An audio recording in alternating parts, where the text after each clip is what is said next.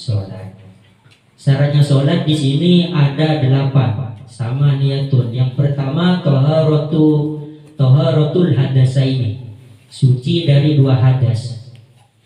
Yang nomor 2 wa toharatu anin najasati fi saubi wal badani wal makani. Yang nomor 2 suci dari najis. Apa saja yang harus suci dari najis? Badan, pakaian, dan tempatnya sholat. Ini harus suci. Yang nomor 3 wasatrul aurati, menghadap menutupi aurat.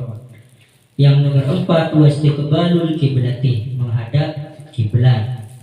Yang nomor 5 wadukhulul waqti, harus masuk waktunya sholat. Orang yang sholat harus pas masuk waktunya.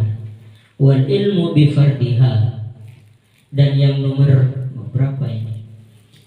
Wal ilmu bifardiha, dan tahu pada kefarduannya sholat. Orang ini harus mempelajari hal-hal yang berkaitan tentang hukum syariat. Kalau di sholat harus tahu fardu-fardunya sholat, yang membatalkan sholat harus tahu semua. Wa an la yattaqida fardun min furudiha sunnatun. Wa an la yattaqida fardun min furudiha sunnatan, dan tidak meyakini atau tidak menyangka hal-hal yang difardukan dalam sholat itu adalah sunnah. Nah, kalau tidak tahu nanti menyangka, oh ini cuma sunnah hukumnya, padahal itu wajib, padahal itu fardu, begitu. Dan yang terakhir wajtinabul mubtilati, yaitu menjauhi hal-hal yang membatalkan. Dari pertama, hadas itu ada 2. Hadas kecil namanya hadas. Kalau kita sedang hadas kecil maka harus wudu. Kalau hadas besar dihilangkan dengan hadus atau mandi. Hadas kecil ini seperti kita keluar kencing atau apa yang lain. Kalau hadas besar kita keluar misalkan mani, maka mewajibkan mandi atau hadus. Yang kedua wa taharatu anin najasati, suci dari najis. Apa saja yang harus suci dari najis?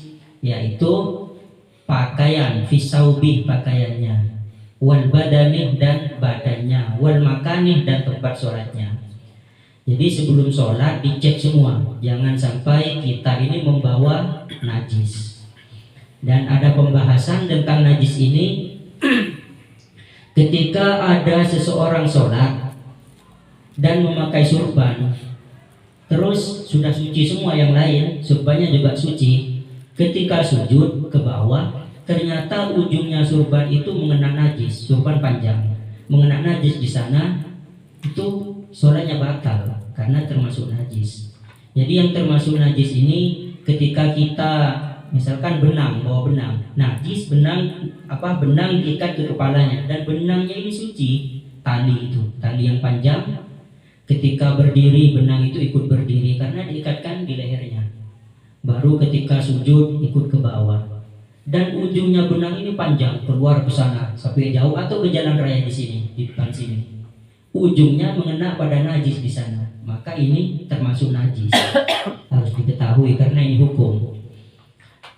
Walaupun benangnya ini suci, tapi benang ini ikut ketika kita berdiri, ikut ketika ke bawah kita ikut, ini najis, ya. Walau nanti ujungnya yang kena di sana, ini menyebabkan najis kepada kita yang ada di sini. Nah, berikut juga badannya harus suci, semuanya dicek. Wal makanih, dan tempatnya. Nah, sekarang kita sholat. Makanya kalau sholat itu sebaiknya pakai sejadah biar ada ukurannya. Kita sholat dan di pinggir kita ini banyak najis. Kita sholat sejadah di sini, di pinggirnya ini banyak, misalkan kotorannya ayam, kotorannya apa saja, ini tidak najis. Walaupun dia mengena pada sejadah kita, gak najis.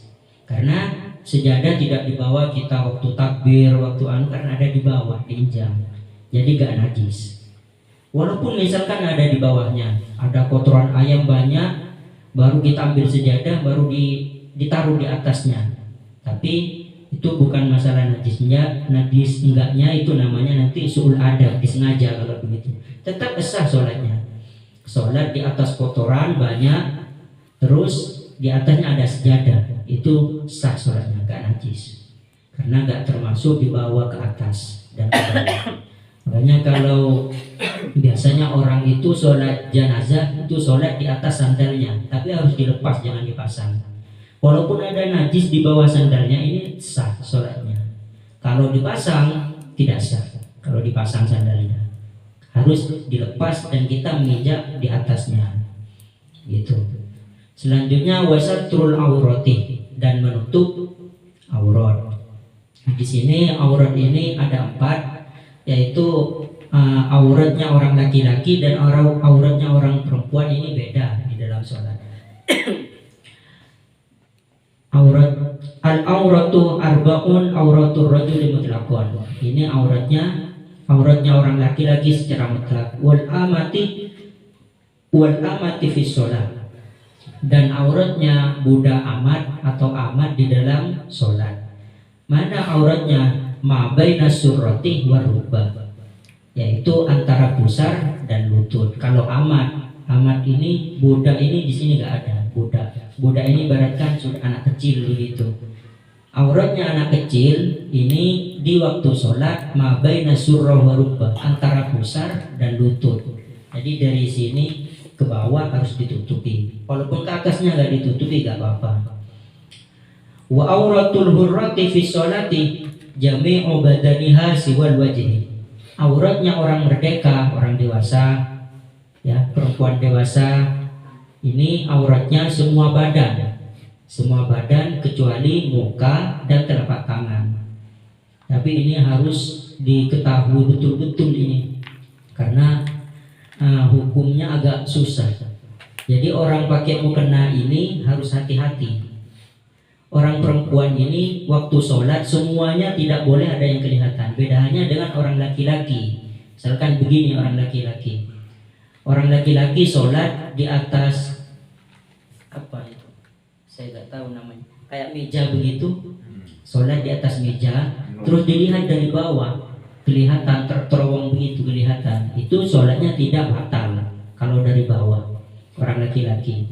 Kalau misalkan orang perempuan kelihatan dari pinggir, makanya orang perempuan ini mukenanya harus mukena yang panjang. Jangan sampai ada yang kelihatan walaupun sedikit. Kalau orang perempuan harus tertutup semua dari sini, semua dahinya ini. Yang harus terbuka ini dahi, karena nanti termasuk rukun ketika sujud, dahi. Dan rambut jangan sampai ada yang kelihatan.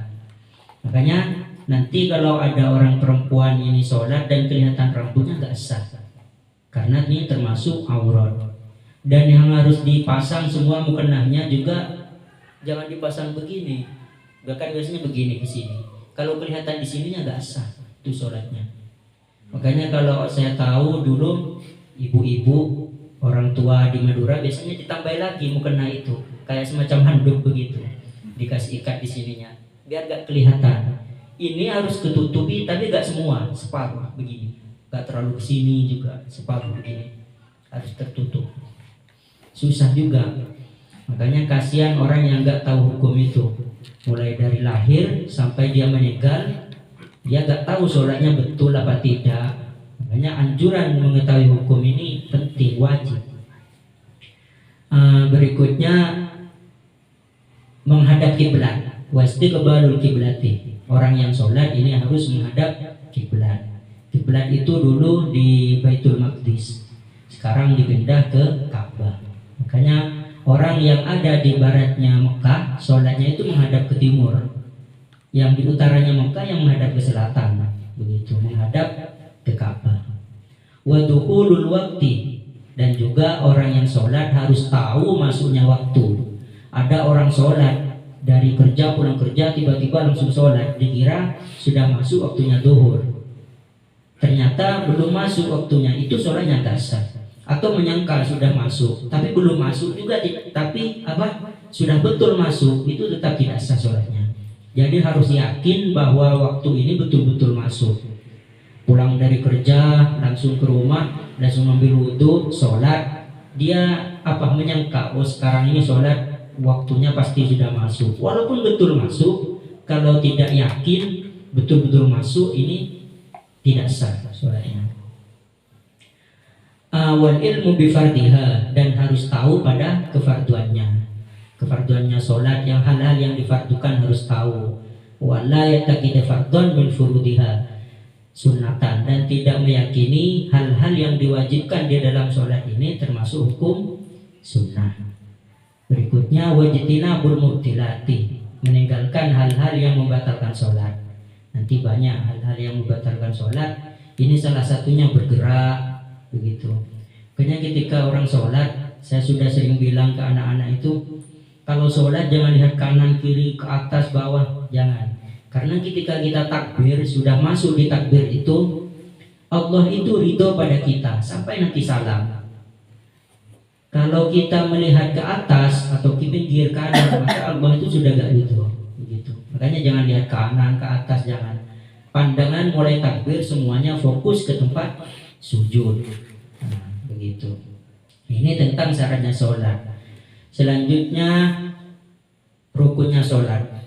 Faslun arkanus sholati sab'ata asyara. Syarat apa rukunnya sholat ini ada 17.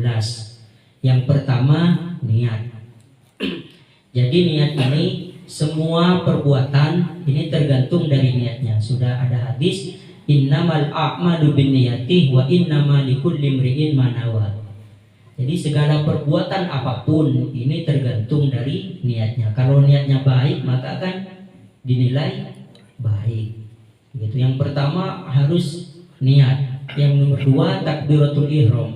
Yang nomor 3 al-qiyamu 'alal qadir fil fardhi, berdiri bagi orang yang mampu. Yang nomor 4 membaca Fatihah, qiraatul Fatihati. Yang nomor 5 ar-ruku. Yang nomor 6 tumakninah di dalam ruku. Yang nomor 7 iktidal. Yang nomor 8 tumakninah di dalam iktidal. Yang nomor 9 sujud, yang sujud 2 kali. Yang nomor 10 tumakninah. Kita bahas satu-satu dari niat. Seperti tadi saya bilang bahwa ada hadis innamal a'malu binniyati wa innama likulli imri'in ma nawa. Kalau dalam masalah takbir, dalam masalah sholat, ini ada 2 pendapat dalam masalah niat. Kalau menurut Imam, jadi ada 4 pendapat. Kalau menurut Imam Syafi'i, ini takbir ketika kita mengangkat tangan. Makanya nanti jangan heran kalau ada orang takbirnya pendek dan takbirnya panjang. Orang yang takbirnya panjang itu berarti madhab Syafi'i. Karena madhab Syafi'i takbirnya ketika kita takbir Allahu Akbar, Allahu Akbar lama. Kalau madhab Hanafi, Maliki dan Hambali semuanya ini sebelumnya takbir. Dari jalan, misalkan di sini menghadap kiblat, kiblat di sana. Di mana kiblat? Nah, ya di sana. Kalau sudah pas menghadap kiblat, dia niat dulu, niat misalkan zuhur, saya niat sholat zuhur ini baru takbir. Nah, kalau madhab Salim Syafi'i begitu. Kalau Imam Syafi'i takbirnya panjang karena dibaca ketika mengangkat tangan. Gitu. Itu madhab Syafi'i. Baru masalah tempatnya niat. Niat ini tempatnya di dalam hati. Jadi tidak diungkapkan. Tapi bagi orang yang was-was, ini melafazkan niat, ini hukumnya sunnah, boleh. Ini madhab Syafi'i. Menurut madhab Syafi'i, bagi orang yang was-was itu ragu-ragu, sholatnya ini takut gak sah, maka diucapkan saja, dilafazkan, disebut niatnya itu gak apa-apa, sunnah hukumnya. Kalau bagi Imam Malik ini tidak disyariatkan. Menurut Imam Hanafi, hukumnya menyebutkan niat ini bid'ah katanya, gak boleh. Tapi kecuali orang yang was-was. Kalau orang was-was boleh menyebutkan niatnya untuk menolak was-wasnya tersebut. Yang nomor 2 takbiratul ihram. Orang yang sholat yang pertama, kan sholat ini di dalam kitab disebutkan as-sholatu lughatan ad-du'a. Yang dinamakan sholat secara bahasa ini doa. Tapi doa itu bukan sholat. Ya, perlu difahami, doa itu bukan sholat. Maksudnya isi-isinya sholat ini adalah doa-doa di dalamnya. Seperti itu. Tentang mengangkat tangan dalam takbir. Mengangkat tangan dalam takbir ini ada 2 riwayat. Ada yang orang takbirnya ini pas di daun telinga, begini. Ada yang takbirnya pas di sini, di pundak, lurus di pundak. Cuma ada dua riwayat. Ada yang angkat ke atas, ada yang di bawah. Bagi orang laki-laki dianjurkan di atas begini. Seperti yang dilakukan oleh Rasulullah, takbirnya begini, pas daun telinga. Begitu. Kalau mau diukur, ini api jempolnya ini menyentuh ini, tapi nggak harus menyentuh. Kalau mengukur, begitu. Berarti ini sudah lurus, gitu. Kalau orang perempuan sebaiknya takbirnya begini, pas ini lurus ini, begini. Cuma ada dua pendapat tentang mengangkat tangan ketika takbir. Berikutnya ketika takbir kan mengangkat tangan, berikut meletakkan. Ini yang banyak pendapat. Ada 6 pendapat. Ketika takbir baru diletakkan di dada, ini banyak. Ada 6 pendapat. Kalau menurut Imam Syafi'i, ini baina surrah warubah. Baina surrah. Di antara dada dan apa ini?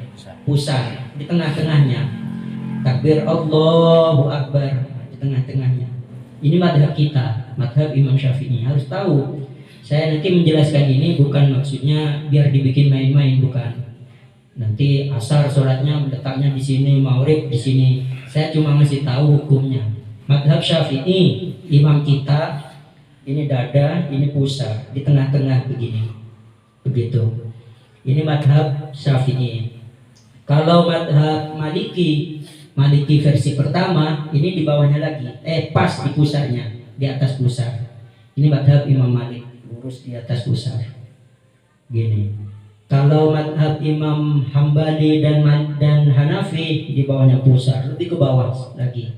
Jadi saya ulang yang satu, Imam Syafi'i lurus di tengah-tengah dada dan pusar. Kalau Imam Malik versi pertama pas di atas pusar. Hanafi dan Hambali ke bawah lagi, di bawahnya pusar berarti begini. Di bawahnya. Hanafi dan Hambali ini ke bawah. Berikutnya Imam Syafi'i versi kedua di sini, di jantung begini. Makanya kalau orang sholat kan rata-rata bukan di tengah. Kalau di tengah nanti ada lagi. Nah, begini, di pinggir. Pas di atas jantung. Ini Imam Syafi'i juga versi kedua. Imam Syafi'i versi kedua. Berikutnya kalau menurut ini sifat sholat Nabi yang diriwayatkan oleh Syekh Nasruddin Al-Albani, ini di atas dada. Gini. Pas di atas dada. Cara sholatnya Rasulullah begitu, pas di atas dada. Kalau Imam Malik versi kedua lepas, gak ada apa-apa begini. Imam Malik yang kedua. Jadi ulang dari pertama ada 6 ini. Kalau Imam Syafi'i, imam kita di sini, baru Imam Malik agak ke bawah, Hanafi Hambali agak ke bawah lagi, Imam Syafi'i versi kedua di sini. Baru Imam ada sifat sholat Nabi di dada begini. Imam Malik versi kedua lepas begini. Jadi santai, Allahu Akbar, langsung begini kayak biasanya itidal itu. Allahu Akbar. Tidak ada begininya. Itu tentang meletakkan tangan. Jadi bukan maksudnya saya ngasih tahu ini dibikin main-main, bukan. Biar tahu hukumnya. Oh ternyata nanti begini. Makanya kalau nanti ke Mekah semuanya haji, amin, semoga bisa haji semua, akan ketemu 6-6-nya. Karena nanti di sana madhabnya beda-beda. Sekarang tentang peletakan tangan kanan di tangan kiri, ini ada 3. Peletakan tangan kanan di tangan kiri. Yang pertama begini, digenggam full begini di sini tangannya. Yang nomor 2 ininya, pergelangan tangan yang digelang begini. Yang nomor 3 pas di atasnya begini. Cuma ada 3 untuk meletakkan tangan. Jadi kalau ketemu orang sholat dan ternyata peletakan tangannya gak sama, itu benar semua. Ini saya kasih tahu biar tidak mudah menyalahkan orang begitu. Oh itu berarti imam ini, imam itu, begitu. Yang pertama begini, digenggam semua lengannya. Berikut pergelangan ini begini. Punya di atas tangan ini pas. Itu takbir tadi. Takbir sudah selesai. Sekarang yang nomor 3, al-qiyamu 'alal qadiri fil fardhi. Berdiri.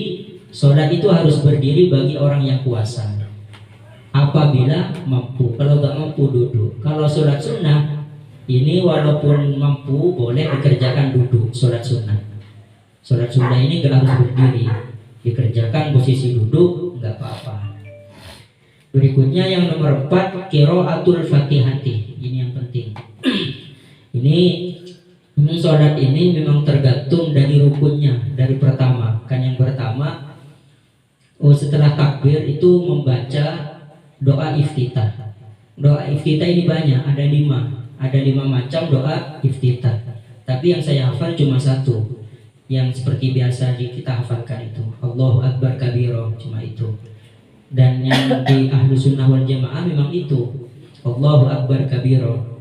Nanti ada lagi dari Muhammadiyah namanya Allahumma ba'id, apa itu saya gak hafal. Ada 5, sekitar ada 5 doa iftitah. Makanya kalau sholat ini pernah ada salah satu sahabat ketika sholat di belakangnya Rasulullah, jemaahnya Rasulullah, sahabat ini membaca doa iftitah mungkin agak keras bacanya, Allahu Akbar kabira. Setelah selesai sholat, Rasulullah tanya, siapa tadi yang membaca doa iftitah, membaca Allahu Akbar kabira? Begitu. Orang tadi itu menjawab, saya ya Rasulullah. Rasulullah bilang, lantaran engkau membaca doa iftitah Allahu Akbar kabira itu, semua pintu langit terbuka, katanya Rasulullah. Ketika mendengar cerita itu dari Rasulullah, Abdullah bin Umar, putranya Umar bin Khattab, ini tidak pernah meninggalkan doa iftitah. Seterusnya, jadi sholat Allahu Akbar kabira itu dibaca terus. Karena kalau orang sholat gak baca doa iftitah ini, ibaratkan orang makan ya gak ada ikannya, begitu. Walaupun hukumnya sunnah, hukumnya kan cuma sunnah doa iftitah itu. Sekarang qiraatul fatihah, membaca fatihah, ini penting. Membaca fatihah ini banyak pendapat juga. Kalau menurut Imam Syafi'i, yang mau dibahas ini pembacaan bismillah dalam surat Al-Fatihah, Bismillahirrahmanirrahim itu. Kalau menurut Imam Syafi'i, bacaan bismillahnya itu jahar, keras. Bismillahirrahmanirrahim dibaca. Kalau imam yang lain nggak dibaca. Menurut Imam Malik, menurut Imam Hanafi Hambali, ini ada tapi nggak dibaca. Dibaca sama, cuma mulutnya aja yang bergerak. Langsung alhamdulillah. Begitu. Hanafi Hambali. Kalau Imam Malik nggak ada bismillahnya, langsung alhamdulillah. Gitu. Hanya nanti semuanya ini akan ketemu kalau kita sholat di Masjidil Haram. Begitu. Kalau sholat di Masjidil Haram, ada orang yang baca bismillah. Kalau di sana kan madhabnya bukan madhab Syafi'i, di sana Hanafi, maka beda. Berbeda dengan kita, madhab Syafi'i membaca Bismillahirrahmanirrahim semua. Semuanya sampai ke belakang dibaca keras semua. Kalau Imam Malik gak ada bismillahnya. Ini penting. Ini yang madhab Syafi'i harus keras. Sholat ini yang menentukan dari pertama. Kalau rukun dari pertama itu sudah rusak, percuma dilanjutkan ke belakang, karena sudah batal sholatnya. Ini juga madhab Syafi'i. Makanya saya ini membahas tentang sholat ini khusus saya juga, khusus pribadi saya, biar biar sholat kita ini betul-betul bernilai ibadah. Jangan sampai kita ini sholat tapi gak tahu sholat kita ini benar apa keliru apa salah. Ini pembacaan surat Al-Fatihah sekarang, membaca Al-Fatihah itu jangan dirubah-rubah. Jadi harus mengikuti aturan ini di mazhab Syafi'i. Bacanya itu Bismillahirrahmanirrahim, nafas 1 kali, harus nafas. Kalau lebih dari 1 nggak bisa, cukup 1 nafas. Bismillahirrahmanirrahim, Alhamdulillahirabbil alamin. Kalau nggak begitu disambung. Bismillahirrahmanirrahim, Alhamdulillahirabbil alamin, Arrahmanirrahim, begitu. Kalau kan orang biasanya sholat Bismillahirrahmanirrahim, Alhamdulillahirabbil alamin. Itu gak bisa, gak sah itu nanti sholatnya. Karena ini penting di Al-Fatihah ini. Makanya dari sebelumnya yang perlu dipertanyakan, sholat kita ini sudah betul apa gimana, kan begitu. Makanya kita belajar. Saya ini menyampaikan hukum, bukan menyalahkan siapa-siapa, bukan bilang oh ini sholatnya kurang betul, oh ini sholatnya apa, bukan. Saya menyampaikan hukum yang sebenarnya begitu. Jadi membaca Fatihah kecuali orang yang nafasnya, orang yang sudah tua mungkin, yang sudah penyakit biasanya bernafas terus, itu sakit apa itu namanya, itu bisa nafas lebih dari satu. Bismillahirrahmanirrahim, nafas begitu, satu nafas. Kalau nggak nafas disambung, hurufnya itu disambung semua, nanti terus sampai ke belakang disambung. Bismillahirrahmanirrahim, alhamdulillahirabbil alamin, arrahman, begitu semua sampai ke belakang. Itu tentang Al-Fatihah. Penting. Sholat ini jangan jangan kita cuma tahu takbir, bukan. Wajib hukumnya mengetahui semua hukum-hukumnya sholat. Jadi begini, ketika Rasulullah mulai diutus itu semua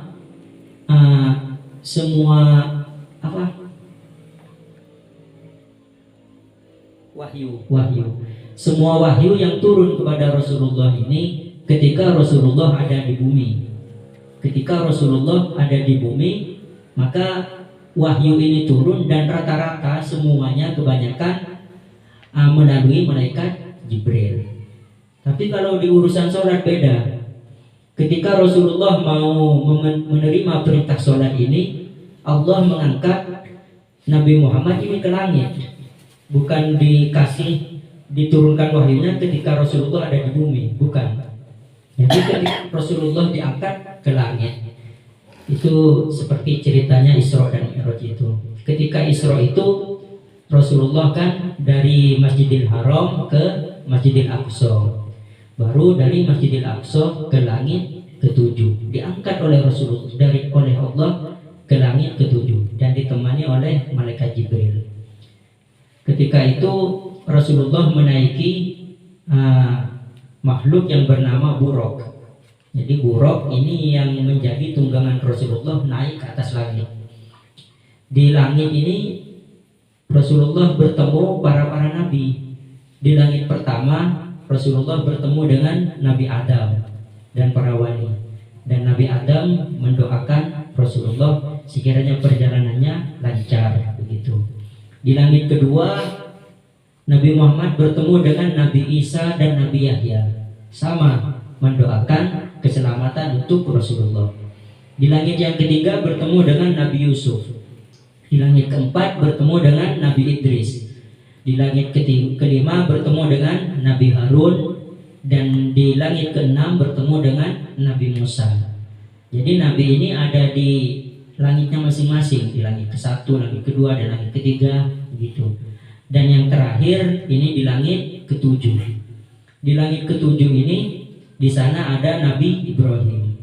Nah, ketika Rasulullah nyampe di langit ke-7, ini ada Nabi Ibrahim. Ketika Nabi Ibrahim ini santai, badannya bersandar ke Baitul Ma'mur namanya. Baitul Ma'mur ini setiap hari dikunjungi atau didatangi oleh 7.000 malaikat, begitu.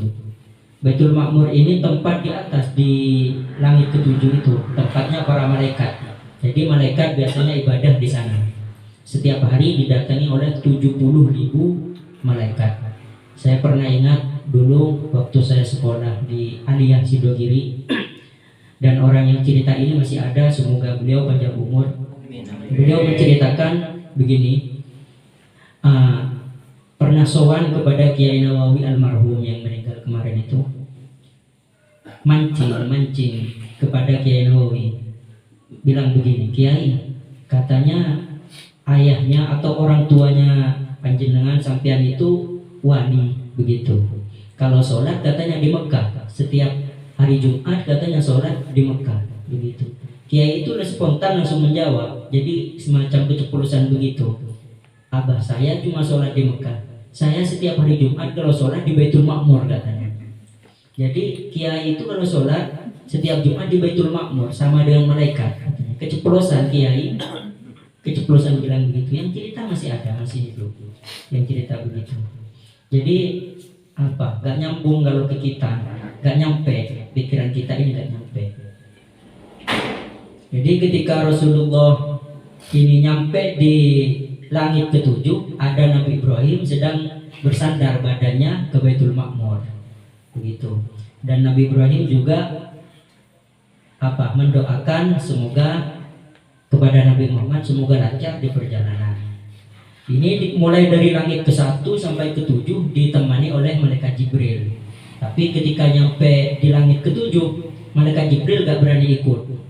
Jadi yang berangkat sendirian itu Rasulullah sampai ke namanya Sidratul Muntaha. Jadi di sana ini batas, sudah paling ujung terakhir. Namanya Sidratul Muntaha. Ini tidak ada makhluk apapun yang pernah melewati itu kecuali Rasulullah. Mulai dari Nabi Adam dan makhluk apapun sebelumnya gak bisa. Walaupun Nabi Ibrahim yang jadi penghuni di langit 7 gak bisa melewati Sidratul Muntaha ini kecuali Rasulullah. Rasulullah melewati Sidratul Muntaha dan langsung bertemu dengan Allah untuk menerima perintah sholat itu. Pertamanya sholat ini bukan langsung jadi seperti yang kita kerjakan sekarang ini. Awalnya Rasulullah menerima perintah sholat ini 50 rakaat, gitu. Jadi 50 rakaat. Bayangkan kalau kita mengerjakan sholat 50 rakaat, sekarang ini sudah kebingungan. Karena ketika pulang menerima perintah sholat 50 rakaat, bertemu dengan Nabi Ibrahim. Nabi Ibrahim bertanya, "Ya Rasulullah, engkau mendapat perintah apa dari Allah?" Katanya Nabi Muhammad menjawab, "Saya menerima perintah sholat 50 rakaat," katanya. Makanya Nabi Ibrahim usul, "Ya Rasulullah, umatnya engkau itu kecil semua, tenaganya gak ada yang kuat, gak mungkin kuat." Makanya Nabi Ibrahim mengusulkan Rasulullah agar minta lagi kepada Allah untuk mengurangi sholat itu tadi yang 50 rakaat. Kalau dari ceritanya ini kurang lebih sampai 3 kali. Setelah sampai sekarang seperti yang kita kerjakan ini, Nabi Ibrahim masih nyuruh untuk mengurangi karena gak akan kuat katanya. Tapi Rasulullah bilang malu katanya. Yang mau bilang malu. Dan sejarah ini ada di kitab, namanya kitab Hadis Tajridus Shoreh. Bisa dicari di situ.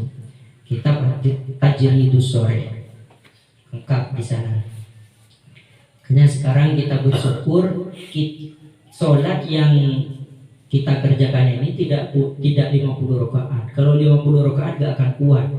Yang 5 rakaat sekarang ini, 5 waktu ini sudah banyak yang bolong. Selanjutnya ruku.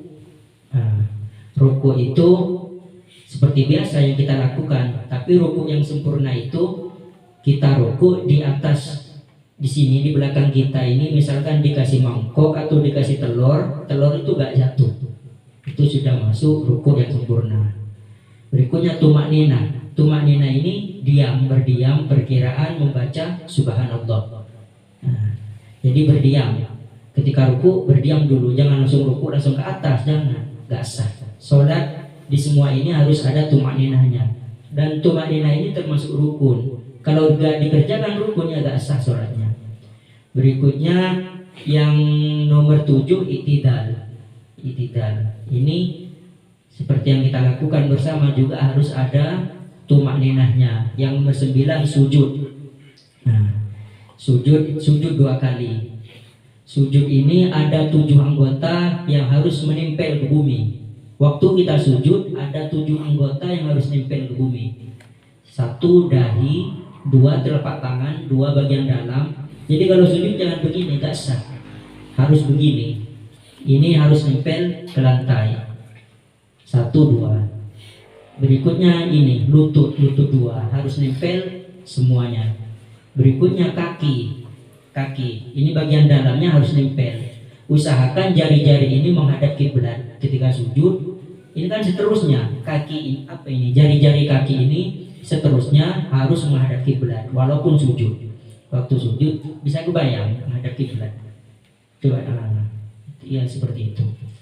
Jadi bisa harus menghadap kiblat. Kalau ada sesuatu yang menghalangi tempat sujud kita, ini gak sah nanti sujudnya. Contohnya ada rambut yang keluar. Kalau sedikit, misalkan cuma keluar sedikit 5 misalkan. Kalau orang laki-laki gak batal, tetap sah. Suaranya tetap sah kalau orang laki-laki. Kalau orang perempuan keluar rambutnya sedikit, 2 atau 3, suaranya langsung batal. Bukan karena menghalangi kesujudnya, bukan. Karena rambutnya orang perempuan ini adalah aurat. Jadi termasuk terbuka aurat. Kalau orang laki-laki masih keluar 1, masih sah. Berikut juga yang perlu diketahui bagi orang yang perempuan, biasanya kan ada mukena di lengannya begini kan lebar. Nah, mukena di lengan ini ya. Kalau kita sujud, kalau yang orang perempuan sujud, biasanya kan menghalangi ke tempat sujudnya begitu. Nah, itu kalau menghalangi ke tempat sujud, kain yang mukena yang ada di lengan kita ini menghalangi tempat sujud ke dahinya, soalnya nggak sah. Karena termasuk menghalangi. Karena ini mukena dibawa ke atas, turun, begitu. Harus hati-hati orang perempuan ini.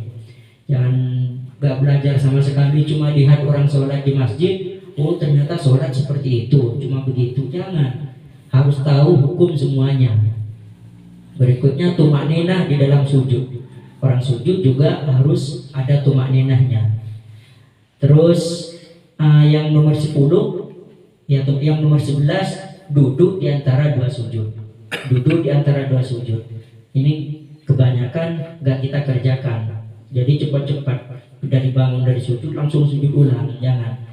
Karena ketika duduk di antara sujud ini ada 8 permintaan yang kita ajukan kepada Allah Subhanahu wa taala. Ada 8 permintaan. Yang nomor 12 tumakninah, yang nomor 13 yaitu tasyahud akhir. Yang nomor 14 duduk di antara tasyahud akhir. Ini biasa normal. Kemudian yang nomor 15 selawat kepada Nabi Muhammad SAW di dalam tasyahud akhir. Yang nomor 16 salam. Nah, jadi salam ini yang wajib, yang jadi rukun ke kanan. Kalau ke kirinya cuma sunnah. Cuma ke kanan, ke kirinya sunnah. Yang terakhir itu tartib. Jadi cukup sampai 17 ini. Untuk selanjutnya mungkin kalau ada penambahan silahkan. Nah, kalau saya cukupkan sampai di sini. Ada yang belum mengerti, ada yang belum paham, bisa didiskusikan. Kalau ada penyampaian dari saya kurang betul atau kurang apa, bisa ditambahin nanti. Dari saya cukup.